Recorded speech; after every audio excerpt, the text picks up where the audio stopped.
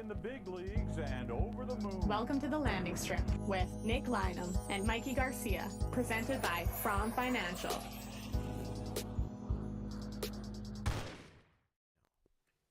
Welcome back to the Landing Strip as the Winnipeg Jets fall to the Seattle Kraken 5-3, fall to 1-4 on this Western swing, fall to 10-7, and speaking of falls, Nick's playing cool and trying to see things through. Tonight might have done it in. I might be falling off the ledge myself here because I am sick and tired of staying up on this late night road trip to watch the frickin' worst 5-on-5 team in the NHL consistently prove why through 17 games they are the worst 5-on-5 team in the NHL. As Ticona Paulie says, because I'm free falling. The Winnipeg Jets are free falling. And anyone that thinks this team's anywhere near last year's group and we're just a couple injuries away, I think you're living in a fantasy land right now with what we're watching. Mikey, how are you doing tonight? Because honestly, this is a side I haven't brought out yet this year, but I'm feeling pretty fired up. Man, it's this road trip has been real painful. We were looking at it going, the Jets need to be, coming around to about 4-1 at this point, not 1-4. It's this has been real rough. They have not shown nearly the ability to put together a string of wins, not even a string of good periods across this road trip. So yeah, I'm tired, I'm grouchy, I'm a lot of things, and I'm sure we're gonna get into all of it, and the chat seems pretty fired up about it too. Yeah, I'm gonna start over on YouTube as the theme of the day might be cooked. Yep. And I wish I was cooked right now after watching what I just watched. Mackie over on YouTube says we are cooked. Ticona Paulie says, well, I'm cooked. And I missed the Squirtle. We might have to bring the Squirtle back if this team ever figures it out and turns things around. No doubt.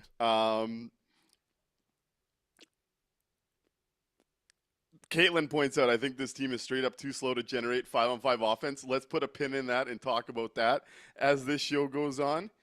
But before I get to you, Mikey, I'm going to go to choices as I'm looking for places to go because I just want to go off the deep end myself right now, and I'm trying not to. Choices TK goes, this team doesn't seem capable of putting together 2 good games in a row at this point. Last year, they take a lead into the third period, they would lock it down 100%. Yep. And talk about a flip today.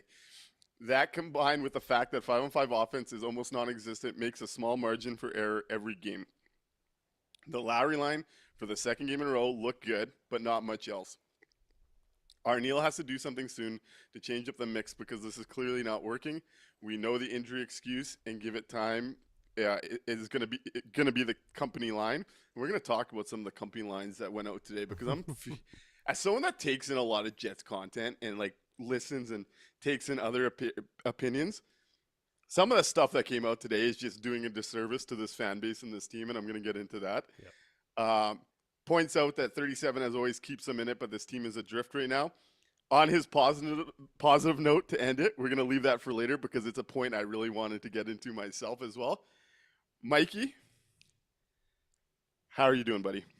Or what's your big takeaway? I already asked you how you're doing. What's your big takeaway leaving this one? See, I'm scrambled. Hey, so are the Jets right now.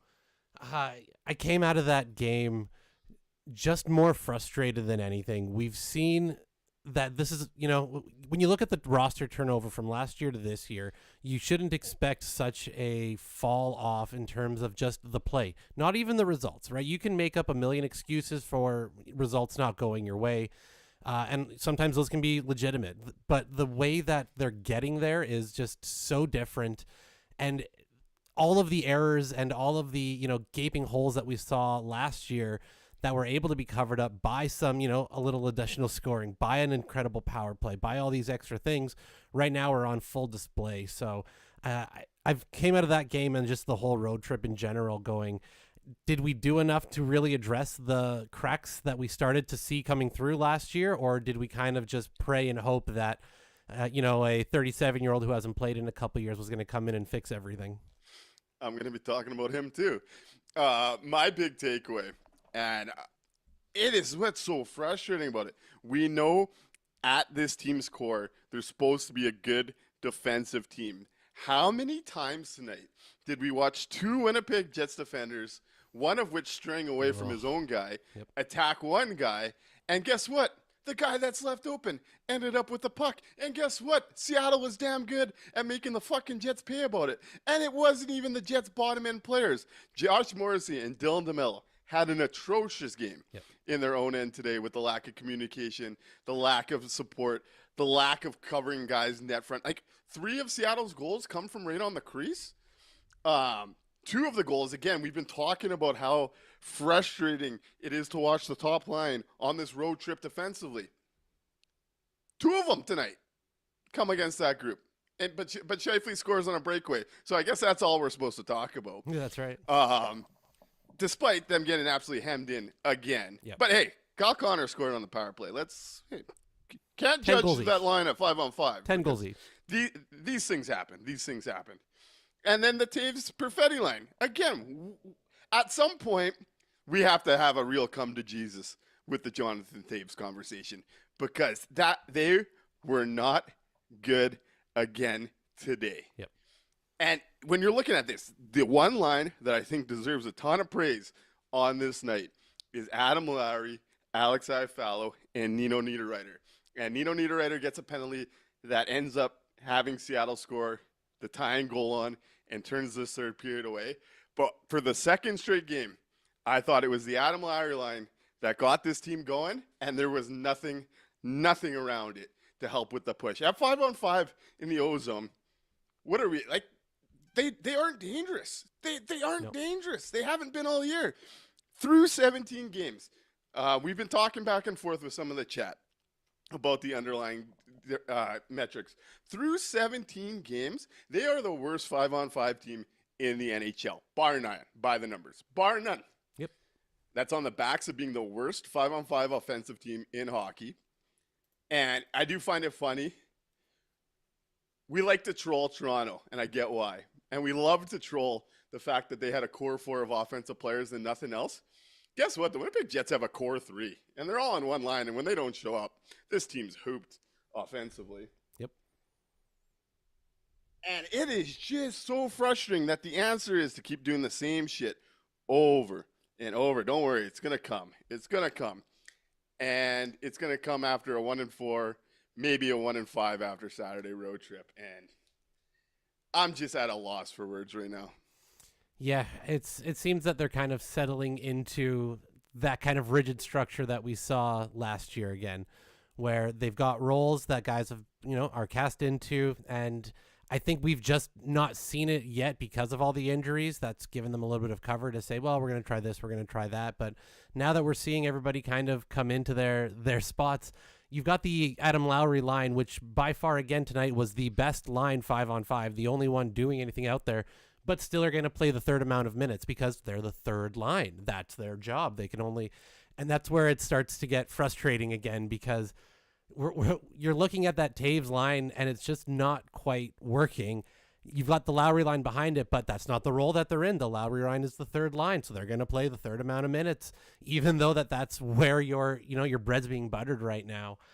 It's just frustrating that, again, the things that we noticed last year are already rearing their heads, and we haven't done anything really to address them.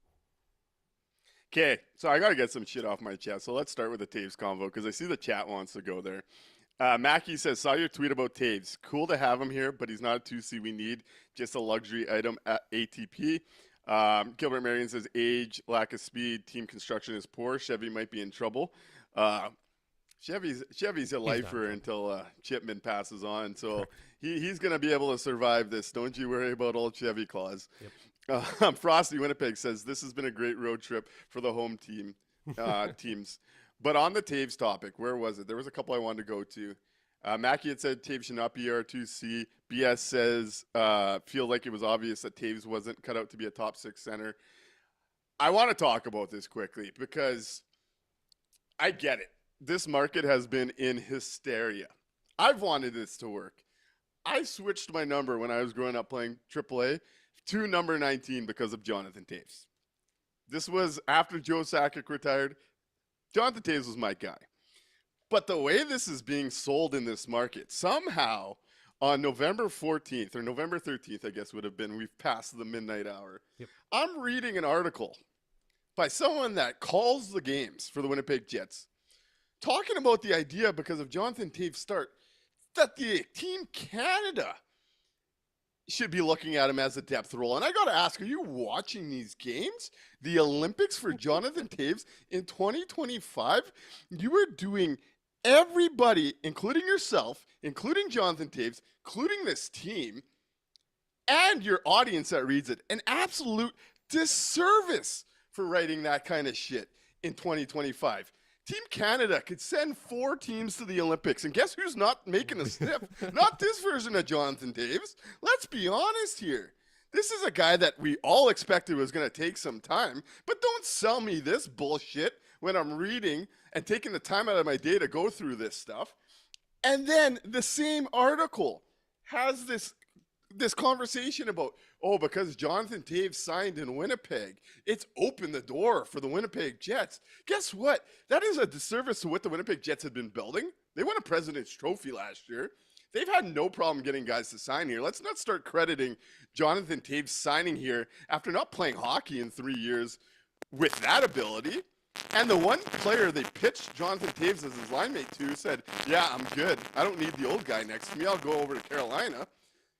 We are doing such a disservice to both this hockey team and the Winnipeg Jets by rewarding and covering Jonathan Toews' return like this, because flat out, point blank, he has not been good enough. Yeah, it's ridiculous that we're even entertaining this as an idea right now. You'd think Edmonds is left over from that kind of Paul Maurice world where the Jets would get absolutely hemmed in and destroyed, and they'd come out and say, we really liked our game tonight. It's just, we can see with our eyes what's going on, and the fact that they're out there trying to push this as what kind of idea, I don't know. And like you said, trying to give credit to the Toews signing to say, this means the Winnipeg Jets are open for business. This means that teams are going to come here now.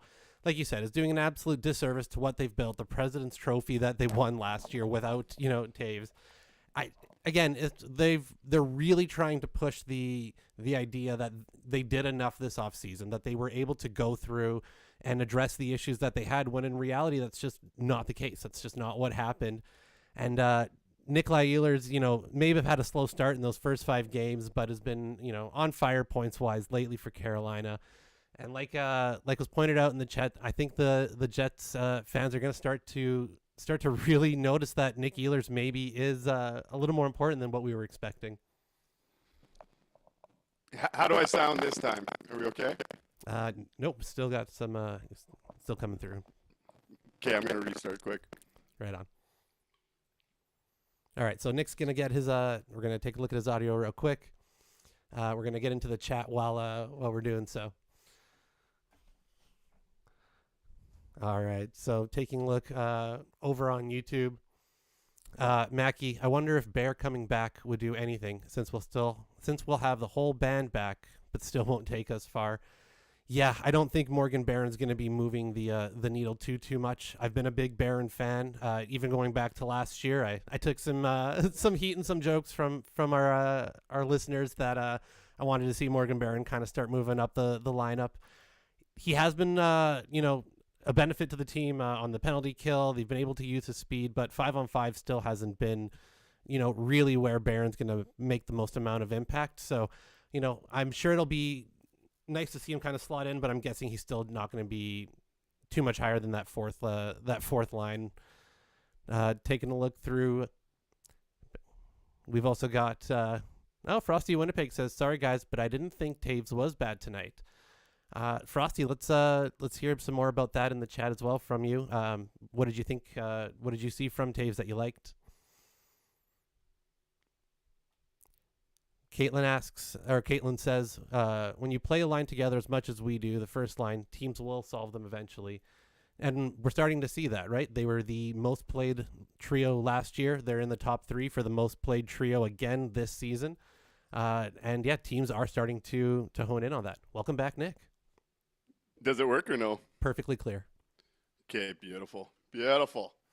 Let's get back saddled into the Excellent. into the Back to the into the show. the Taves conversation. Yeah, sorry folks, as Mackie put it, Nick's audio is how the Jets have been these last 5 games.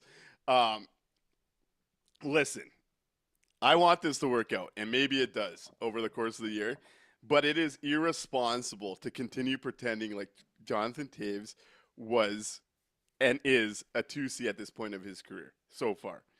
And that's what's been happening, especially when you got the Adam Lowry stuff going, especially when you have a forward first line that is so dependent on being offensive that when there's a game like this where they get scored on, guess what? They're not going to make up for it down the lineup. It is frustrating. It is frustrating. I do like this point from L.May 004 saying defense was the problem tonight. We got the goals. Nice to see Kyle Connor score his first power play goal in almost a year. That's quite crazy. And they did get a couple on the board, but it was not enough on this night, and it was boneheaded mistakes that get them there. Yep, absolutely. The Taves thing, we found a lot of ways to try to justify how it could work, right? Well, if they play him in XY situations, if Lowry is doing this, if, maybe these wingers. And the truth of it, he's not a 2C. The Jets don't have a 2C still. They didn't address it in the offseason, and they didn't address losing the, skilled winger that they also still need now in that in that middle top six, however you want to look at it. It's like, needing a scoring center at the deadline and, coming away with a grinding winger and a bottom pairing defenseman.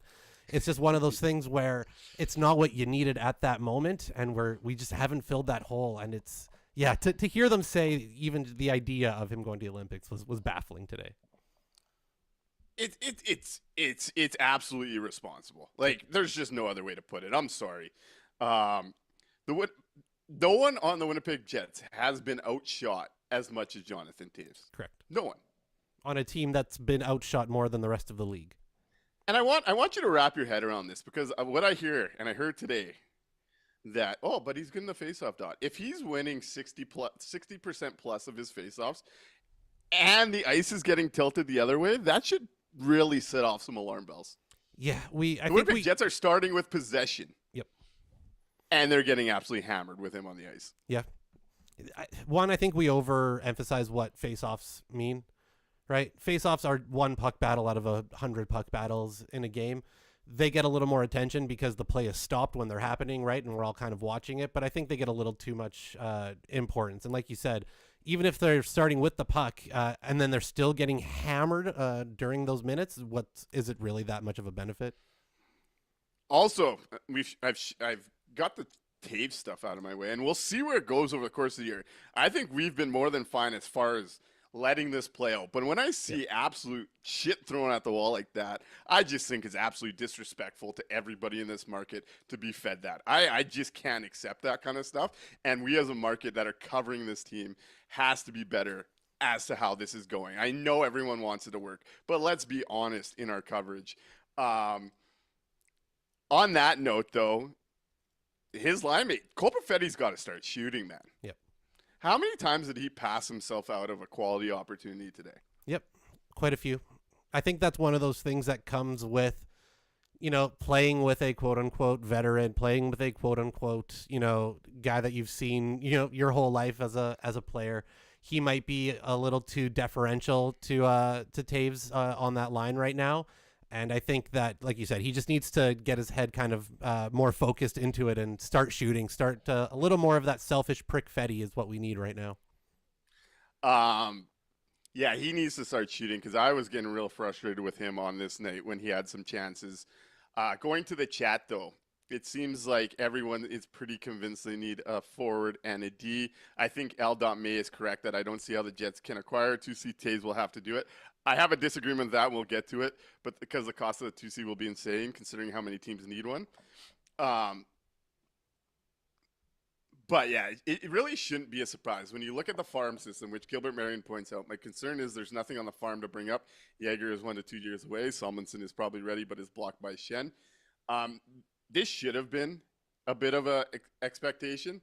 You lost your best 5-on-5 offensive creator in Nick Ehlers, who also brought the speed on a team that was already pretty slow throughout the lineup. Yep. And you replaced him with Jonathan Toews, Gustav Nyquist, and Tanner Pearson. I mean, there's a lot of talk going on in Toronto around losing Marner and replacing him with 3 pieces. The Winnipeg Jets certainly didn't come out ahead on this trade-off, and I don't think anyone, despite it being popular thought coming in, I don't think anyone should have believed that, and you're seeing why. Mm-hmm. On the talk, though, that the Jets can't acquire a 2C, Taves will have to do it. I disagree with getting stuck in this mindset because this is where they went wrong last year when they needed a 2C to play with Ehlers. They have Adam Lowry. He is clearly their second best center. What is one thing that they have not done?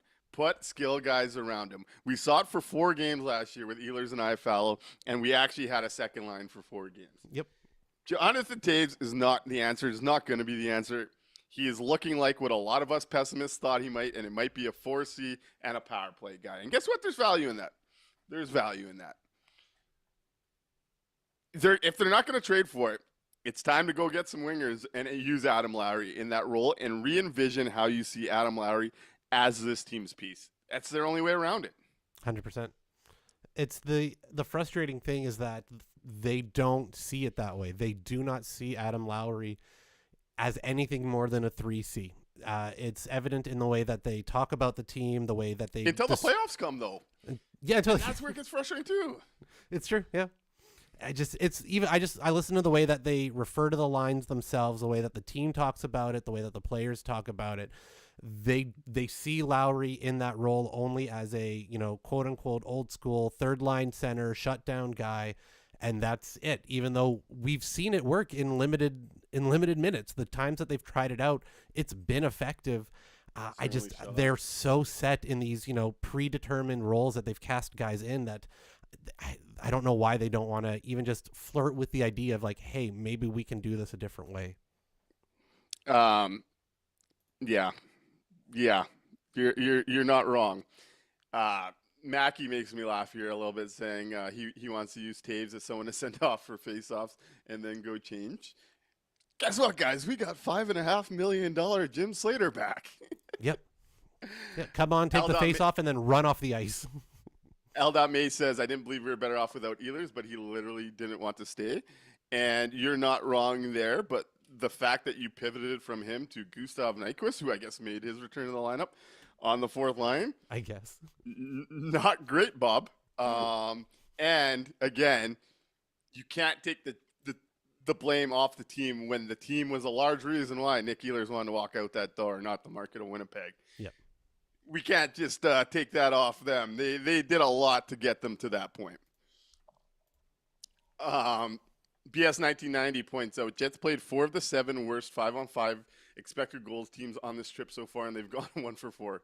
Big yikes. And yeah, when all those teams are still better than you at 5-on-5 because you're 32 out of 32 through 17 games, it's really telling. It's really telling. So I just took a quick look. Lowry and Ehlers from the 2023 season to the end of last season, in the minutes that they've played together, so for those 2 years overall, they're nearly a 60% Corsi for. Their expected goals percentage over 61%, high danger chances for over 65%. Like Lowry, again, limited minutes, of course. It wasn't a ton of games over those few seasons, but you give him an offensive guy like Ehlers on his wing, and they produce. They outchance. They are getting into the other team's zone. So it's the option is there if they want to do it. They just don't want to do it. BS 1990 points out Money Puck has Seattle just below the Jets at 5-on-5. On natural stat trick, I had the reverse, so a little discrepancy there, but we're still talking about the 31 and bottom 32. 2. They're a bottom 2 5-on-5 team. The President's Trophy winners from last season, everybody, are a bottom 2 5-on-5 team in the NHL. On a team whose system was supposed to be the calling card. Correct. And does this look like the team system that you're used to? Not at all. Again, we've had so many of these guys have to keep playing above their station. And even with a full lineup, you still have guys that are playing too high in the line. It's just the way that it is. but there's nobody else coming in to replace them at the moment. Those are all the healthy bodies we have right now, essentially, outside of Morgan Barron. Yeah, there's no difference makers coming. No. Caitlin says Niederreiter Lowry fast scoring winger is an experiment I'd like to see. That's what they should start looking for, and that's what they should approach this as. We talked about this down the stretch last year. I don't buy that they're going to do it, but is their only way to try and salvage the group that they have is to re-envision what their top six looks like. And that includes being willing to break up the top line. You have 3 guys that could generate offense. You have them all on one line. Guess what's going to happen for the bottom 9? It's going to look like it's looked. You're going to have to – we talked about this last year. This team in org has been so comfortable, and they've been successful. I don't want to, take that away. Last year was a success. No matter how it ended, last year was a success for the Winnipeg Jets. I don't want to say it wasn't.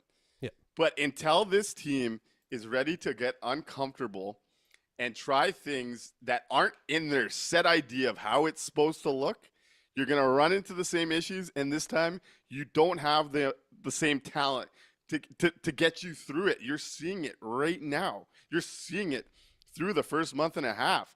You're older. You're slower. You're not getting – and what's frustrating watching this team defensively right now, which is supposed to be their calling card, their defensive system depends on trusting the guy next to you to make the right reads. And this has been something this team's strong at.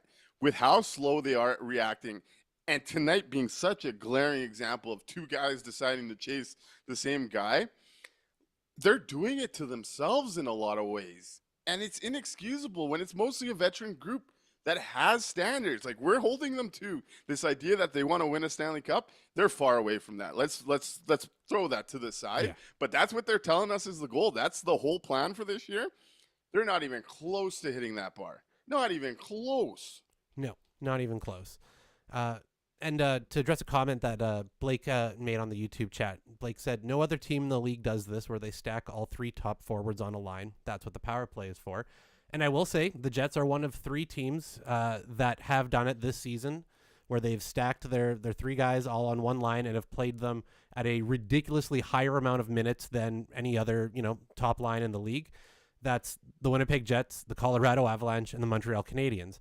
And if you take they're the worst line of the 3. And if you take a quick look at where those other 2 teams are in the standings and where those other 2 lines are in terms of their own stats, it's nowhere near. You've got both Montreal and Colorado. Their 2 top lines are right at the top of the league in terms of expected goals. The Jets are about 48th for their line. Their number 1 line in a 32-team league is 48th. In terms of expected goals. They're just at 5-on-5. They're just not winning their minutes. They're not doing enough when everything is even out there. And those are the 3 best, forward skaters that they have, period. And they're just not good enough right now. Look at the differences here, just strictly defensively.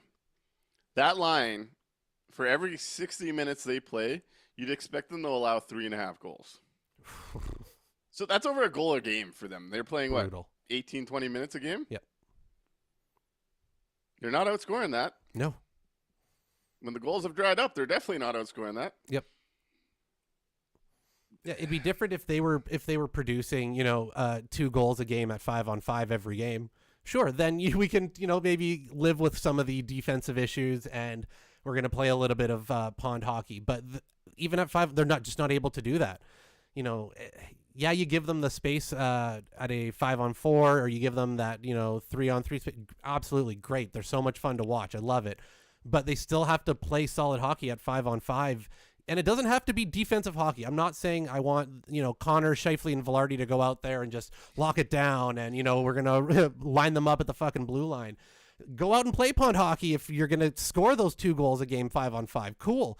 Do one of them at least, though. And right now we're doing neither. Blake made me laugh, and I needed this. Can we pivot for a second? I need to get this off my chest. Why is Mookie Betts' hairline so chopped? If I was making his money, I'd be in Turkey every offseason. I am going to use that to pivot, though, past Mookie Betts' hairline. I think the MLB got the MVP awards right today, by the way. Yeah. I know that wasn't popular, but I think they got it right. Yeah. I want to pivot. Dylan Sandberg, we praise him. Came back tonight. What'd you see from Dylan Sandberg and what he brings to this decor? Hallelujah. Thank God Dylan Sandberg is back. One of the lone kind of bright spots. Not a perfect game still from Sandberg. There's a little rust to work out, get some timing stuff, kind of settled. But it's just nice to have him back there, have that presence. And we saw specifically why on that Scheifele goal. And I know you've been excited to kind of hit on that one. So can you tell me what you saw during the Scheifele goal from Sandberg? Yeah, that's the Scheifele goal is exactly what we've been talking about, how what Dylan Sandberg does well can lead to more offense for the Winnipeg Jets. Because if you watch that goal back, that is the Seattle Kraken coming in on offense and Dylan Sandberg stepping up, creating the turnover. The puck squirts over to Neil Pionk, who has, guess what, time and space from Dylan Sandberg stepping up into the attacker and creating that turnover. And Neil Pionk sends the stretch pass to Mark Scheifele, who had just gotten off on a change. And off to the races breakaway he goes. That's exactly what we're talking about, where a guy like Dylan Sandberg, despite being so known for the defensive prowess and bringing this team back to center when it comes to defensively, being that presence that calms everything down, that play was to a T what we're talking about, where what he does defensively and how effective he is at it can turn things over and lead to offense for the Winnipeg Jets. That being said, I do think Gilbert's right over on the chat and YouTube mentioning that there was some rust there tonight, and I think that's to be expected given this was his first game in real action on the season. But that play in particular really excited me when we were watching because it's exactly the type of situation we're talking about. Seattle just gets over the blue line. Dylan Sandberg steps up, creates a turnover. Neil Pionk, stretch pass, Mark Scheifele, breakaway. And guess what? It became a 2-1 game real quick because of Dylan Sandberg and how he plays this game defensively. 100%. Again, like you said, it's the way that you can see that his defensive play creates offense. It's that downstream effect, and it's something that the Jets desperately needed back to help stabilize the back end. Blake and Rain? Great questions on that topic. I fought that one to the death. I warned as much as possible not to go down that path. Yep. They did, but we did see how those two do play off each other and how they could turn defense into offense for the Winnipeg Jets, who desperately need it. So I was excited to talk about that. I'm glad you saw it too. I know you wrote it down. We've been ranting and raving. Let's turn the show over a little bit. Let's get into the From Financial Face-Off. We'll open up the phone lines if anyone wants to call in here late, and we'll talk. We'll do some bigger conversations. Choices had mentioned a question on Twitch I was looking at diving into. Let's move into the From Financial Face-Off and turn the show over a little bit. Let's hit it.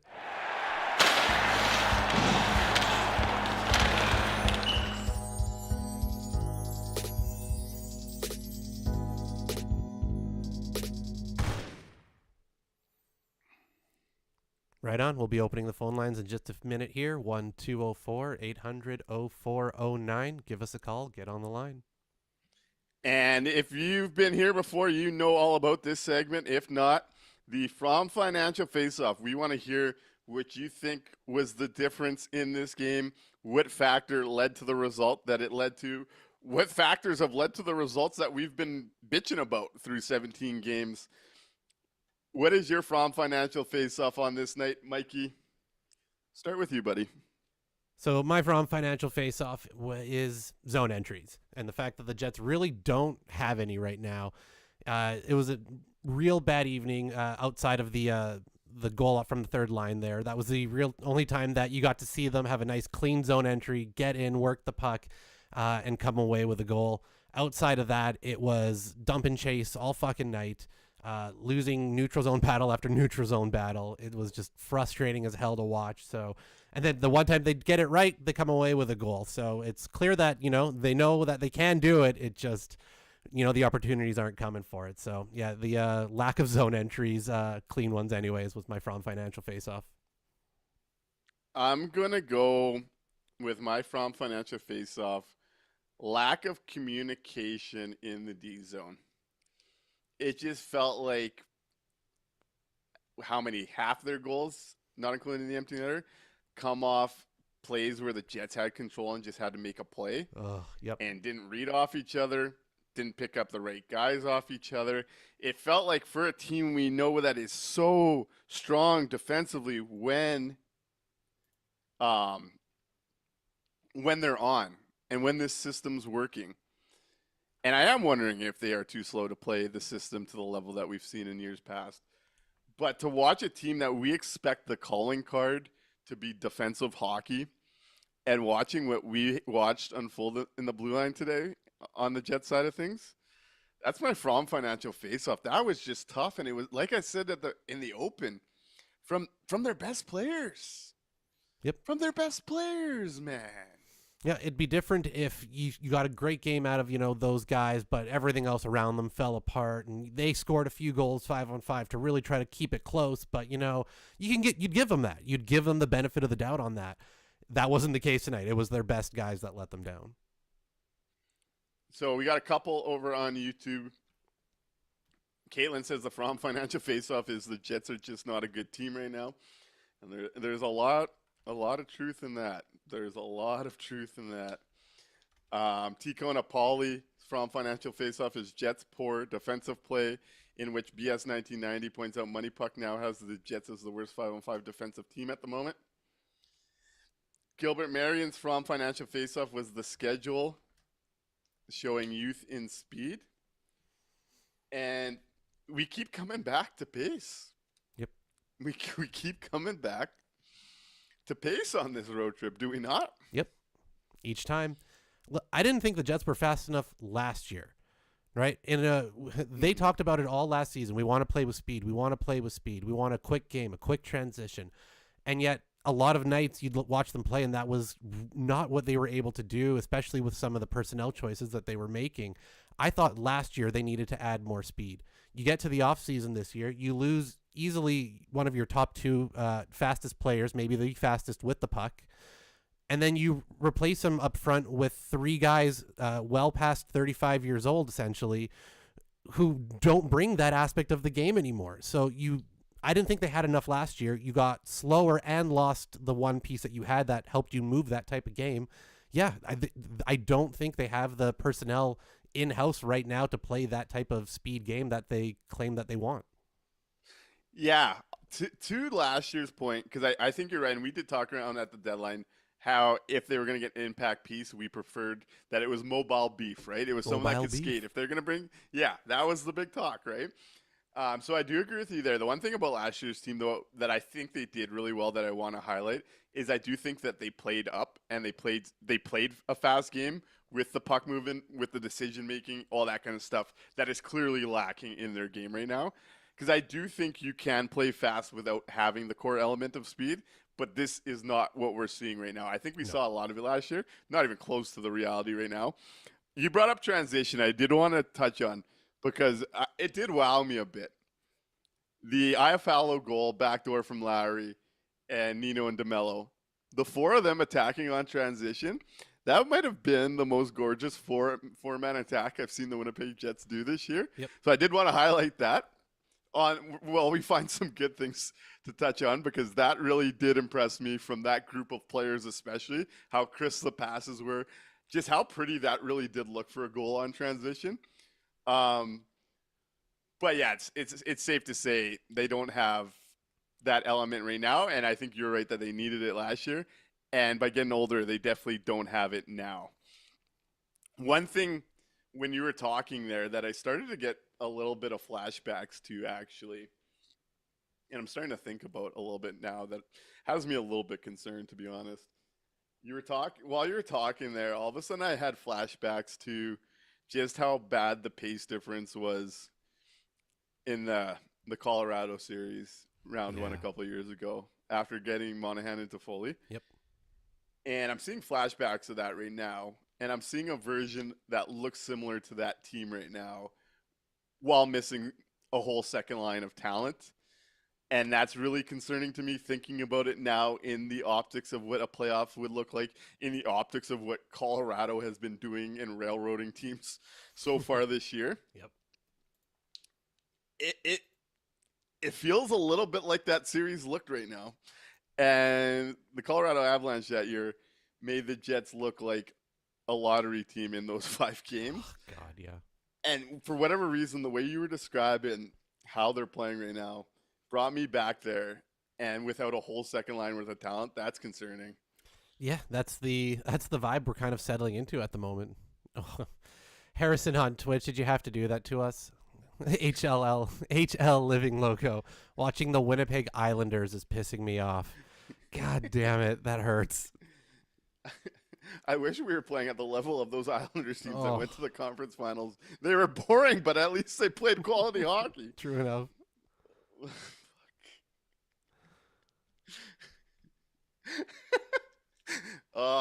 Today is just hitting me, man. Yep. We're in trouble. A little bit. Honestly, it's early. It's early. We're in trouble. We're in trouble. Sorry, let me rephrase. He says the Lou Isles.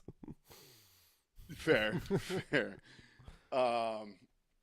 Let's go to Choice's comment because I'm having trouble where I want to bounce right now because this combo just hit me like a truck mid-thought here, and it's not good for my mental. Not pleasant, no.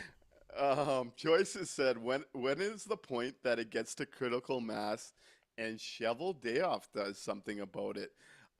Which I think's probably the right way to go. I pretty passionately defended Arneal a couple of shows ago. I don't think this is something you could put on him, though. The longer it goes on without being willing to pull the trigger on the thing that we're never going to pull the trigger on, I will change my tune on that topic. But I do think this is largely at the feet of Shovel Dayoff. Now, Sandberg just got back. He's going to impact things. But I don't think he's going to take them from the worst offensive team to a top 10 offensive team, which is probably where you want to get to. How long? Like, what does this have to look like before we see maybe an early season swing from Shovel Dayoff to stop potential bleeding off this road trip? I don't think anybody's going to like my answer. I know. There is no critical mass. That doesn't exist. Chevy will do, quote unquote, something about it, potentially sometime around the deadline. That is the schedule that they are unless something falls into their lap incredibly, right? A disgruntled player wants out and whatever, something out of the normal happens. But generally, I don't think there is a critical mass between now and the deadline.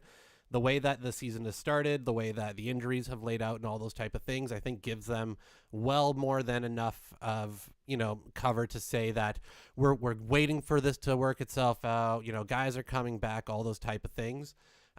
So yeah, I don't think there is any critical mass. You'll see something sometime around the deadline. Whether that's a big swing or more depth pieces is going to completely depend on what the market looks like and whether or not Chevy gets played for a fool like he did last year.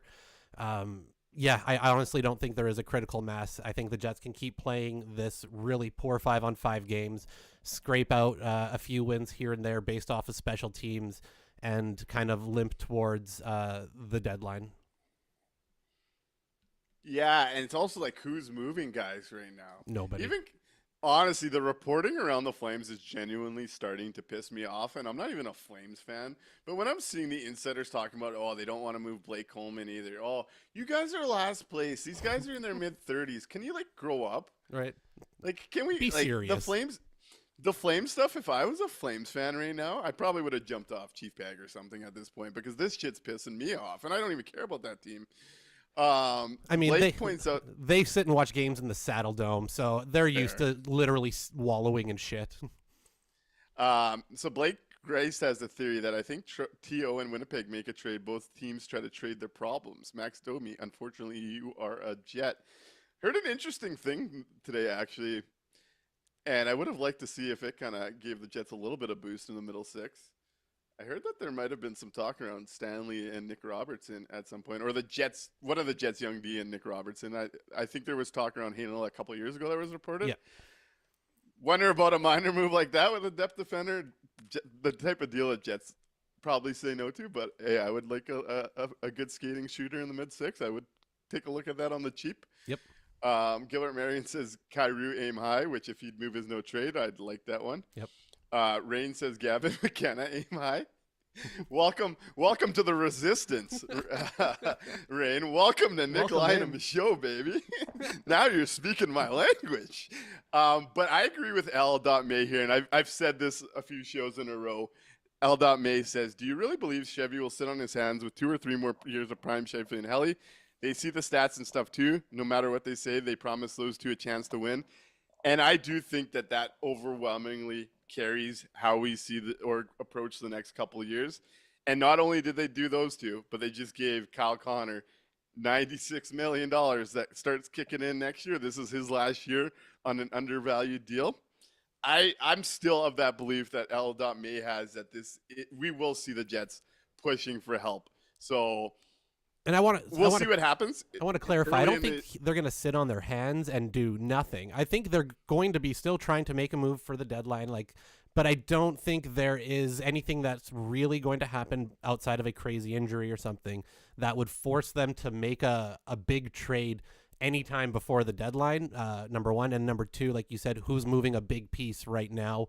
Also nobody. So it's, again, I don't think that Chevy's purposely going to sit on his hands and do nothing.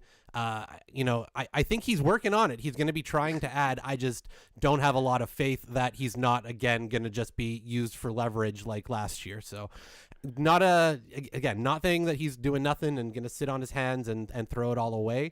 I just warn that I don't think before the deadline season really kicks off, you're going to see somebody swoop in and save us. HH Living Loco says, welcome back, Brandon Tanner. Yeah, great. And L.May points out Nashville might sell.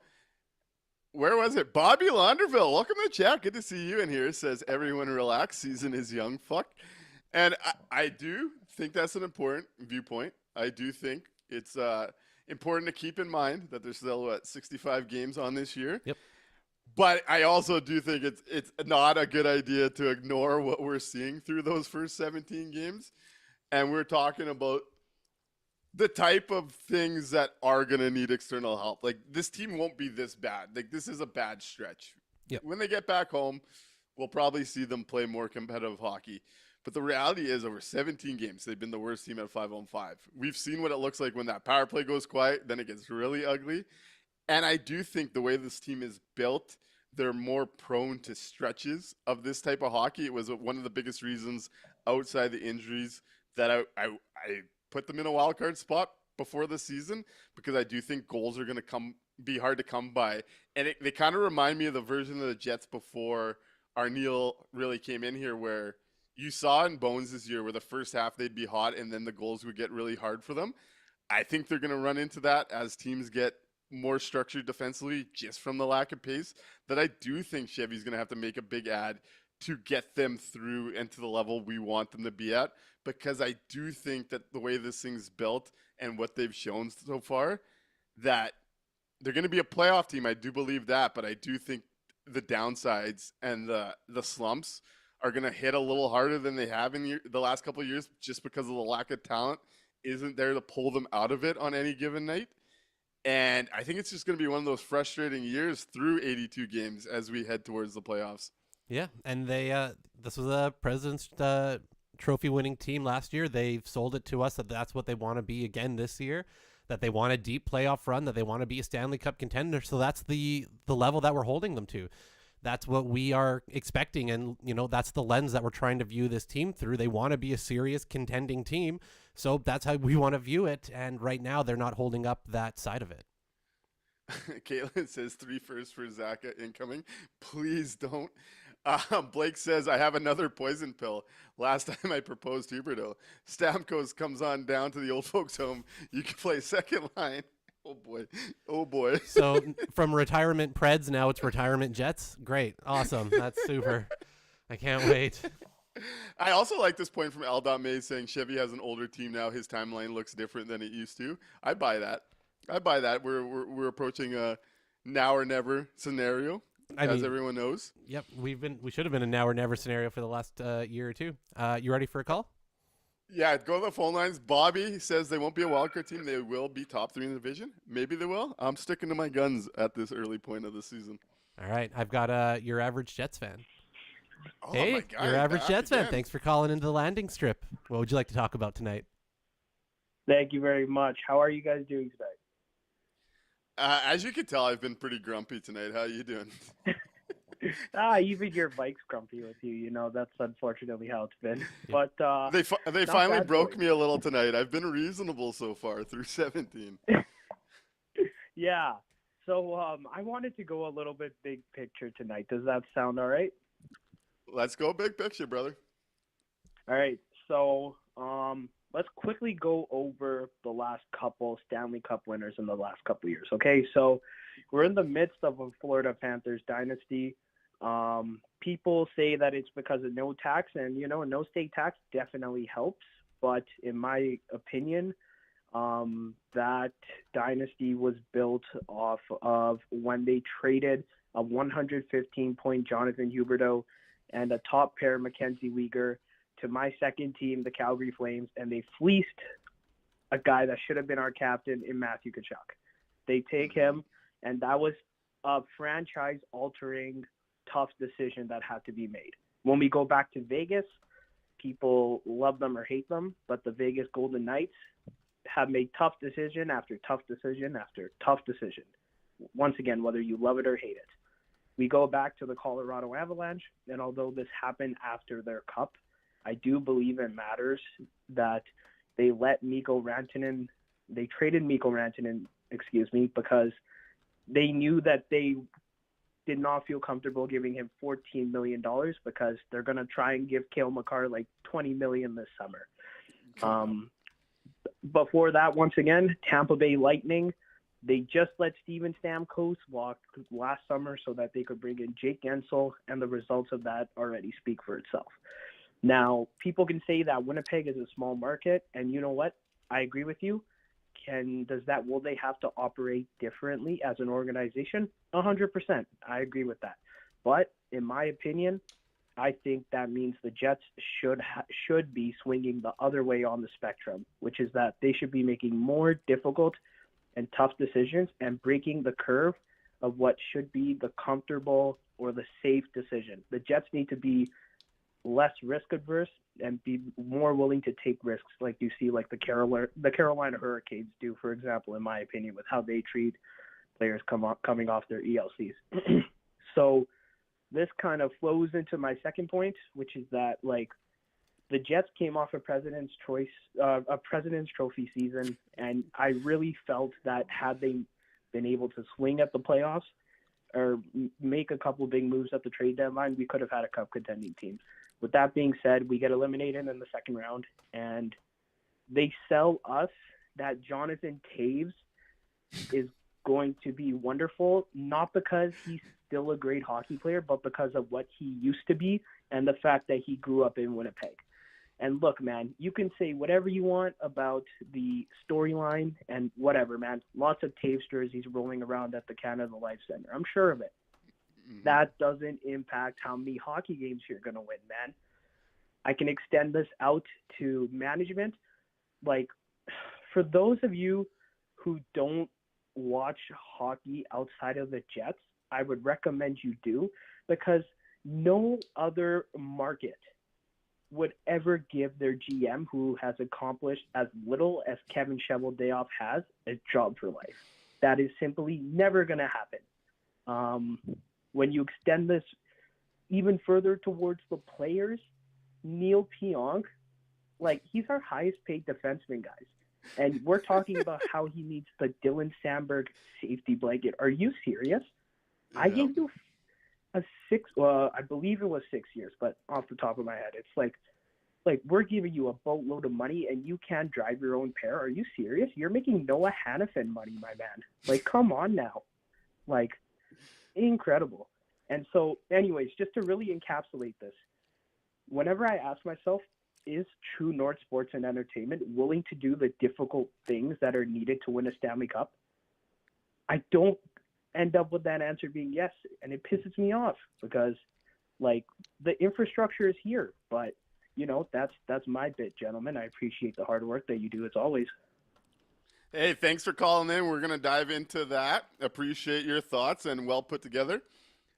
Mikey, I'll let you lead it off, buddy.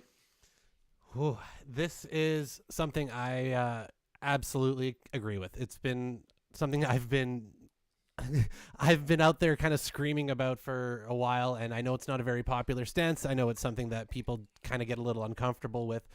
But I agree. I don't think the Jets are generally willing to make the tough decisions on their own. They've been forced into some tough decisions. They've been forced into some scenarios, and they've come out okay with it a couple times. But they don't generally seem to be proactive when it comes to anything like that, right? That do you let the, moving on from your star player, moving on from your captain, those type of things that getting out a year too, soon as opposed to a year too late. And like you said, last year, that was your President's Trophy winning year. The President's Choice year. I'm glad that that's stuck in other people's brain now too. We missed out on a long run because, again, you didn't have those reinforcements that they needed. They didn't have that extra punch. And to come in this offseason, lose another big piece from that middle, and then to say that Taves is going to be the answer for it. I understand the Taves signing in general, right? From a business standpoint, it's a fucking no-brainer, right? The jersey sales alone will pay for his salary. It's fine. But that can't have been your answer to coming out and improving from the President's Trophy, trying to get that longer run. If he was coming in as your fourth line center and a feel-good story and all these things, great, awesome. This would have been, wonderful because they had another option at 2C. They just don't. And I agree. I don't know if they're willing to make those tough choices. And the Pionk stuff is just, it is what it is at this point. We harped on it all last year. We begged them not to do it. We pleaded for someone else to make that mistake, right? Hoping that Pionk racking up those counting stats would have led him to price himself out of Winnipeg. But unfortunately, we opened up the Brinks truck for a guy who can't unload it himself. He's got to wait for help to come do it. So it's tough. And again, I don't think anybody is coming to save us. Even if you get some scoring help at the deadline, that's great, but you're not going to get a 2C. You're not going to be getting some transformational player, because to do that, you would have to move out something real big off of the roster that they're not going to be willing to do kind of at this time. They're not even willing to break up a line together, never mind ship guys out of town. So it's going to take just a real run from this group going on a heater. Connor Hellebuck maybe playing out of his mind, the power play getting back to 80%, whatever it is, because at the moment, if we're expecting this team to just go out there and play better hockey than the other team 5-on-5 every night, I think we're going to be waiting a while. Yeah, a few comments in the chat. I do like how the President's Choice thing is sticking. It was stuck in my head, and I kept doing it, and now everybody else is on board. So it's the President's Choice season. I think this is the reasonable where to hold expectations to. Eldon May said, I'm not holding them to serious contention. That's delusional. They can believe that if they need to. They're a first-round exit, second at best. I'm not going to lose my mind about it. And I think that's where I'm at this stage, if I'm being honest with you.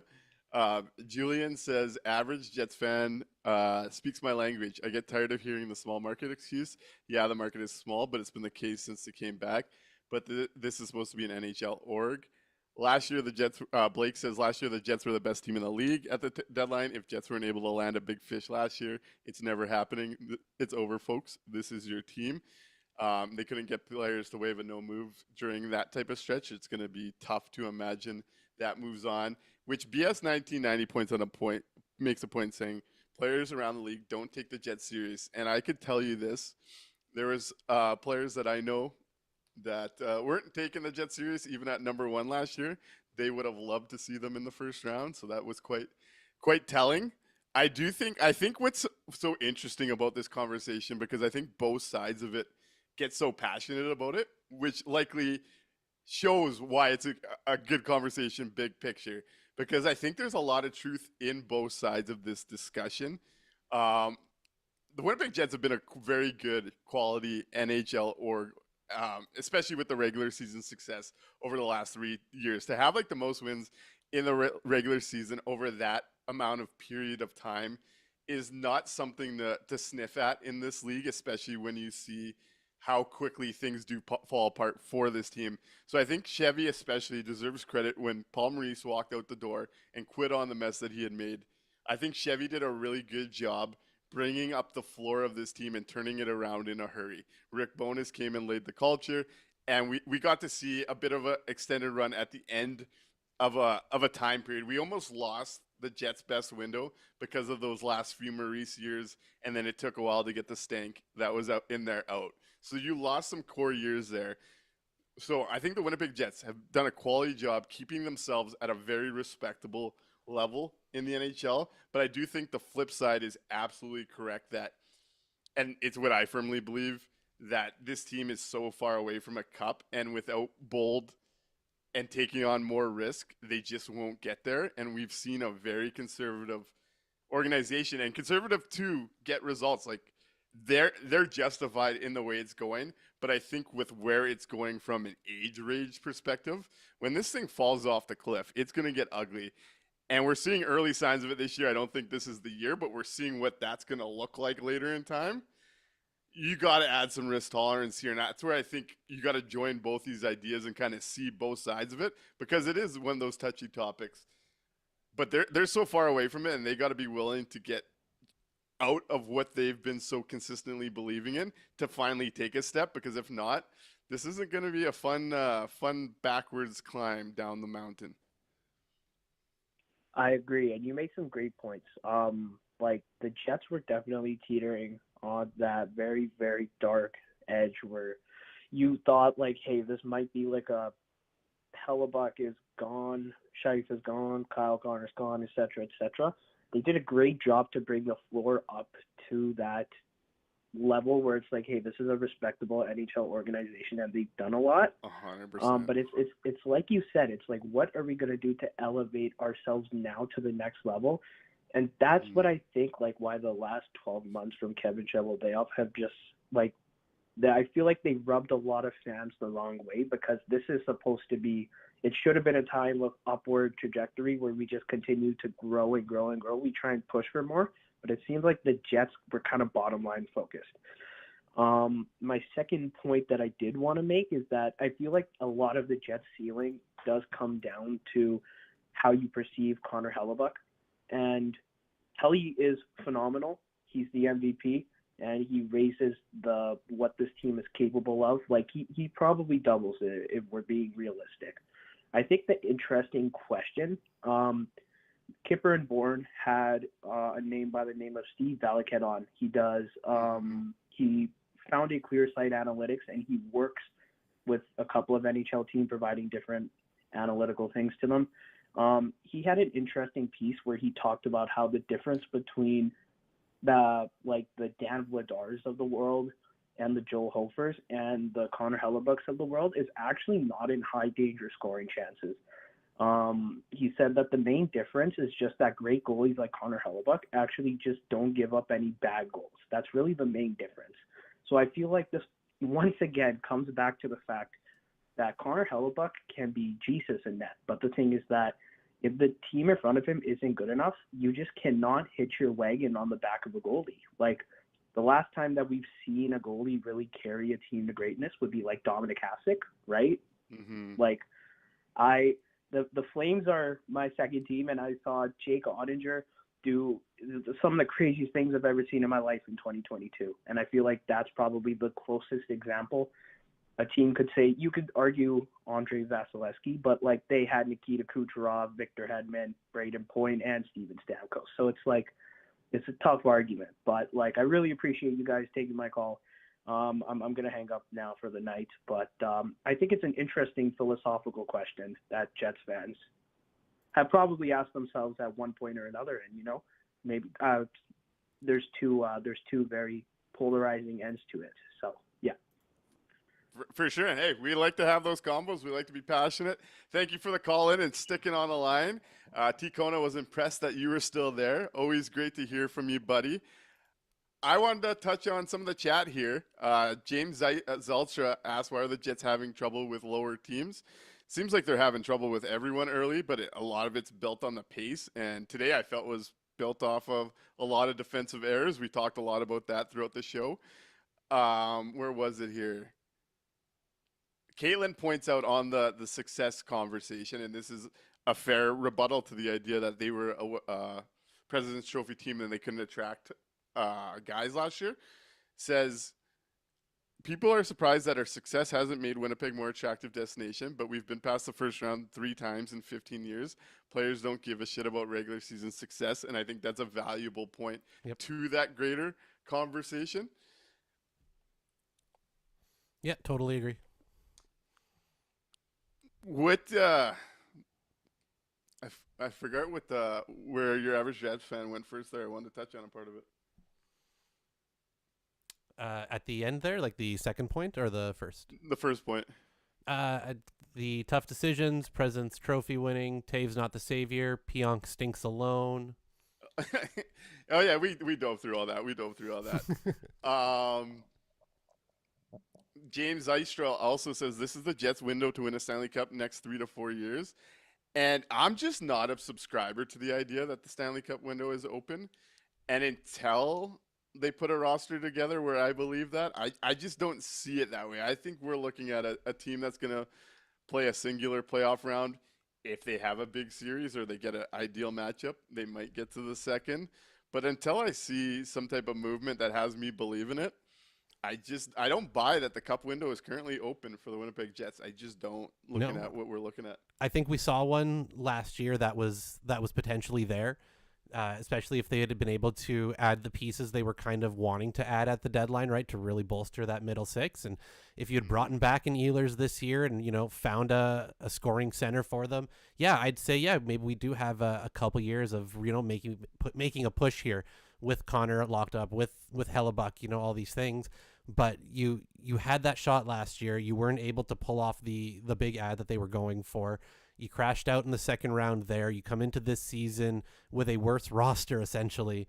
And then you're also starting behind the 8 ball with all the injuries and things. Yeah, it's a tough sell to say that we're in a Stanley Cup window right now when they're the worst 5-on-5 team, the area of the game that you play the most at, right?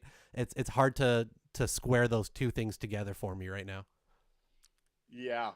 Hey, it's been a late night. I'm impressed with all of you still in the chat. Thank you for being here. And if you're listening the next day, thank you as well. We appreciate the support. Let's get into the 3 stars and maybe head to bed as we get close to 1:10 a.m. here. You're gonna give out stars in this game. Wow. All right, let's hit it. Yeah, I'm not like you. I don't just stay with the Jets. You gotta give the other team some props. Right on. What are you going with tonight? Oh man, this was a tough one to come away with some stars because oh boy, that Jets performance was not great, Bob. It was not great. So I'm going to give out my 3 stars just to the third line tonight. You can put them in any order, 1, 2, and 3. They were the only Jets players I thought had any type of positive play whatsoever. So my 3 stars is just that third line, 1, 2, and 3. They can all sit flat because actually they're all the third star. Nobody gets 2 or 1 from me tonight. I do like the way that this is worded from L.May. Though upside is whether we're wild card or in first place, the result will be the same. So we really do just have to make the playoffs. I like this perspective shift there. Honestly, I'm seeing it. Glass half something. I'm seeing it. So on this night, I'm gonna go third start. Felt like he was out there a ton. Vince Dunn. 3-point night. Played the whole Felt game. like he 8 minutes for them tonight on this night. Second star, I'm going to go Matty Beniers. Factored in on that backdoor goal to Eberle. Kind of a chintzy way to go out, but I'll go Eberle getting the 2 goals in the third period that separate this as the first star. If you're still here, make sure you hit the like button. Send this to be a friend, tell a friend. Send this episode over if there's someone that would enjoy getting some frustration off their chest. It was a bit of a frustrating one tonight, and I appreciate y'all sticking through it and working through that today. There's a new game coming Saturday in which we will be back with the landing strip post game, our last West Coast game. And then our early announcement, Tuesday's game back at home. We won't be doing a show that night. Nick's making a bit of a move house-wise. Made a little purchase, and I'm moving into a new place. So we won't be quite set up. We'll be back for the Carolina game. So we'll be back for Saturday. We're taking a game off versus Columbus as I get organized with my life. And then we'll be back versus the Carolina Hurricanes. I hope you have a great rest of your late night here tonight, or a great rest of your day if you're listening the next day. And we'll see you Saturday for the last game on this, what's been a disastrous Western road trip for the Winnipeg Jets. Right on. Good night, everybody.